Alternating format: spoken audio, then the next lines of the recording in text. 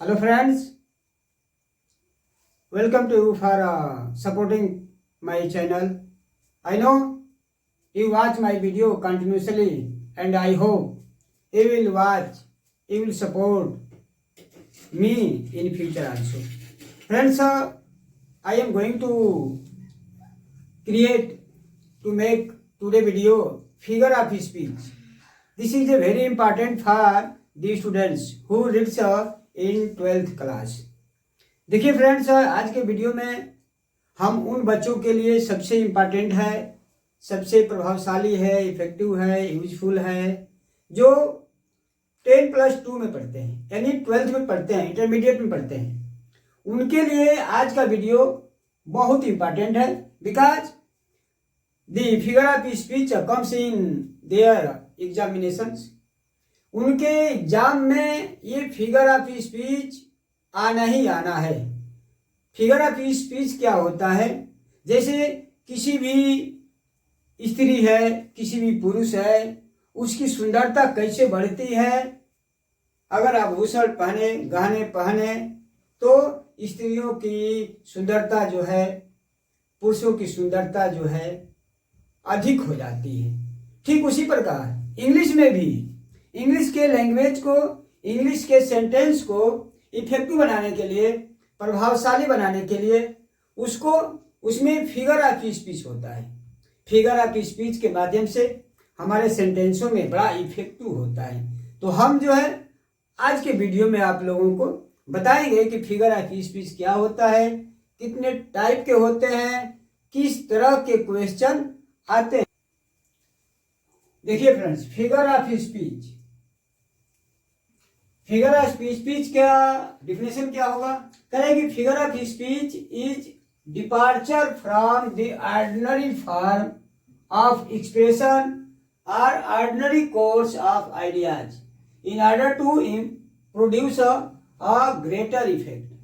करेगी अभिव्यक्ति और विचारों के सामान्य क्रम को अधिक प्रभावशाली बनाना ही फिगर ऑफ स्पीच होता है. जैसे किसी भी साधारण कोई चीज होती है, उससे डिपार्चर होता है, उससे दूर होता है, उस साधारण अभिव्यक्ति से, विचारों से हमारा जो आइडियाज होता है वह अलग होता है. उसी को हम जो है फिगर ऑफ स्पीच कहते हैं. फिगर ऑफ स्पीच के माध्यम से हमारे सेंटेंसों में जान आ जाता है फ्रेंड्स.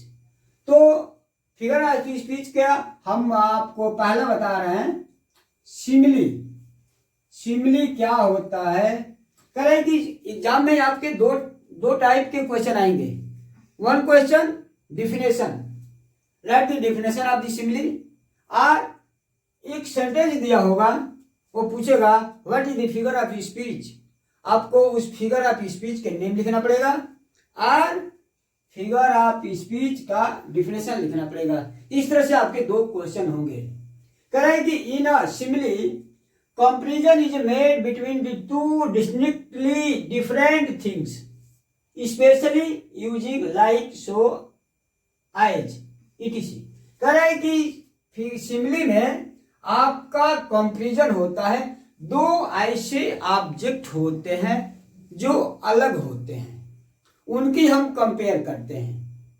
सिमिलियर से नहीं करते, जैसे लाइन्स के नहीं करते, स्कूल से नहीं करते.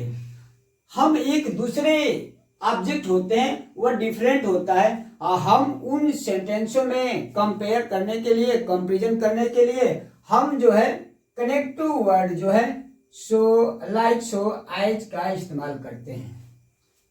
उसको हम सिमिली करते हैं. आप एग्जाम्पल से समझिए. करेगी but they should have at least one point in the common. करेगी लेकिन उन दो ऑब्जेक्टों के बीच में कोई ना कोई एक पॉइंट कॉमन होता है. सभी कॉमन नहीं होते, वन पॉइंट कॉमन होता है. जैसे आप देखिए example, he is as brave as a lion. करेगी वह शेर की तरह बहादुर है. क्या हुआ? हम शेर से कंपैरिजन कर दिए. आदमी का हम शेर से कंपैरिजन कर दिए. कंपैरिजन किए तो हमने एज का इस्तेमाल किया, एज का इस्तेमाल किया। तो this is a figure of speech simile. Second देखिए मेटाफर। मेटाफर करें कि in metaphor a comparison is made between the two different things without using the connective word like as, then, resembles. करें कि ये भी इसमें भी कंपैरिजन होता है, मेटाफर में भी कंपैरिजन होता है, दो ऑब्जेक्टों का कंपैरिजन होता है, लेकिन उसमें हम इन वर्डों का इस्तेमाल नहीं करते जैसे हमने सिमिली में किया है। ये भी एक कंपैरिजन है। आप देखिए revenge is the kind of the wild justice. करें कि रिवेंज, इसमें भी कंपैरिजन हुआ है। कह रहे कि revenge is a kind of wild justice. Kind of wild justice, एक जो है जंगली न्याय जो होता है वह उसी को बदला कहते हैं। कोई बदला लेता है, अधिकांशतः एनिमल में यह क्वालिटी पाया जाता है कि मारकर, एक लड़ाई होती है उसमें एक जानवर जो एक जानवर को मार करके अपना बदला चुकाता है। यह रिवेंज जो है और kind of the will justice है। तो इसमें भी कंपैरिजन हुआ है। ये आपका मेटाफर हुआ। आप देखिए पर्सनिफिकेशन, देखिए पर्सनिफिकेशन इसके मानवीकरण होता है, उपमा रूपक होता है, इसका पर्सनिफिकेशन होता है। इसमें देखिए इसका definition, personification is a figure of speech which gives the life to the inanimate object और मेक्स एनिमल्स ह्यूमन। कह रहे हैं कि लाइफ इनएनिमेट, हम किसी भी निर्जीव चीज को हम सजीव मान लेते हैं। बहुत सी ऐसी चीजें होती है जो निर्जीव होती है, फिर भी हम उसको सजीव की तरह व्यवहार करते हैं। जैसे पतंग आकाश में उड़ता है, पतंग उड़ता कौन है? तो सजीव ही कोई उड़ता है, लेकिन पतंग तो नॉन लिविंग है, उसको हम सजीव मान लेते हैं। इसमें देखिए फ्रेंड्स आपका करें कि death lets its icy hands on the king. करेगी डेथ जो है, मृत्यु जो है, अपना आइसी हैंड्स राजा के ऊपर रखता है। हाथ कौन रखता है? कोई लिविंग ही रखता है, लेकिन इसमें डेथ को हम लिविंग मान लिए हैं, पर्सनिफाइड कर दिए हैं, पर्सनिफिकेशन कर दिए हैं। तो यह आपका पर्सनिफिकेशन हुआ। पर्सनिफिकेशन आप देखिए फ्रेंड्स, एपॉस्ट्रॉफी करें कि an apostrophe is as direct address to the death absent personified ideas. करेगी एपॉस्ट्रॉफी में जो होता है, हम एक डेथ हो या कोई एब्सेंट हो, उसको हम जो है एड्रेस करते हैं, व्यक्त करते हैं। जैसे डेथ एग्जांपल देख लीजिए, death where is thy sting O grave where is thy victory. करेगी इसको मेटाफर को समझने के लिए आपका एक्सक्लेमेशन मार्क जो होता है यह आपका लगा रहेगा, इसमें आपका एक्सक्लेमेशन मार्क लगा रहेगा। आप इस तरह से आप देखें कि सिमिली, मेटाफर, पर्सनिफिकेशन और एपॉस्ट्रॉफी। देखिए फ्रेंड्स, हाइपरबोल आपका पांचवा होगा, हाइपरबोल मीन्स अतिशयोक्ति। Correct in the hyperbole statement is made एम्फैटिक by the over statement. कह रहे हैं कि किसी भी स्टेटमेंट को इतना बढ़ा चढ़ा करके बोलते हैं कि वो बहुत एम्फैटिक हो जाता है। एम्फैटिक यानी रियल से भी बहुत ज्यादा बोल देते हैं। किसी भी चीज को बहुत बढ़ा देना, किसी भी चीज को बहुत छोटा कर देना, यह आपका हाइपरबोल में आता है। कहे कि रिवर ऑफ द ब्लड, कहे कि खून की नदियां, बताइए यह है खून की नदियां फ्लोड इन द बैटल। कहे कि युद्ध के मैदान में खून की नदियां बही, खून की नदियां नहीं बह सकती है, लेकिन यह कहने का तरीका एक अलग होता है। किसी भी चीज को बड़े प्रभावशाली करने के लिए उसको बहुत बड़ा कर देते हैं, उसको बहुत छोटा कर देते हैं। कह कि वेव्स रोज माउंटेन हाई, कह कि नदियों की लहरें जो होती हैं वह माउंटेन से भी ऊपर बही उठी थी। माउंटेन से ऊपर किसी भी नदी की लहर नहीं उठ सकती। यह आ गया आपका हाइपरबोल, अतिशयोक्ति। करेगी ऑक्सीमोरन विरोधाभास, oxymoron it is used when the two terms are combined that in ordinary usage are the contradiction। करेगी इसमें क्या होता है, ऑक्सीमोरन में दो वर्ड जो है आपस में अपोजिट होते हैं, वो विरोध हो जाते हैं, विरोधाभास हो जाता है, उन समझ नहीं पाते। जैसे किसी भी व्यक्ति को कहें या कोई भी फल है, जैसे आम को कहें आम मीठा है खट्टा है, या क्लियर नहीं हो पाता है, यह विरोधाभास होता है, कंफ्यूजन हो जाता है। किसी को कहें कि तुम मूर्ख हो बुद्धिमान हो, यह कंफ्यूजन हो जाता है। इस तरह से जो भी सेंटेंस आएंगे वह ऑक्सीमोरन में आएगा। जैसे life is a bitter sweet, देखिए आपका यह अपोजिट वर्ड है, life is bitter sweet. Life जो है बहुत मीठा है, बहुत कड़वा है, नहीं हो सकता। या तो लाइफ इज ए बिटर हो सकता है, या तो लाइफ इज ए स्वीट हो सकता है। Correct, he is the wisest, बुद्धिमान, फूल, मूर्ख ऑफ देम। करे कोई व्यक्ति न तो वह बुद्धिमान हो सकता है न तो फूल हो सकता है, लेकिन हम दोनों सेंटेंसों को कंबाइन कर देते हैं, हमारा विरोधाभास हो जाता है।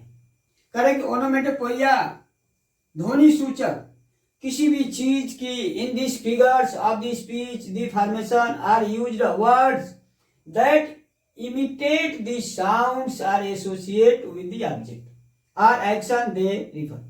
इसमें क्या होता है, किसी भी प्राणी का आवाज, किसी भी वस्तु की आवाज पैदा होती है।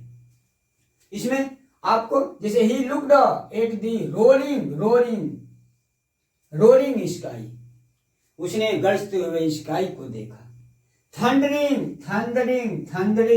ऑफ द गन, बंदूकों की आवाज।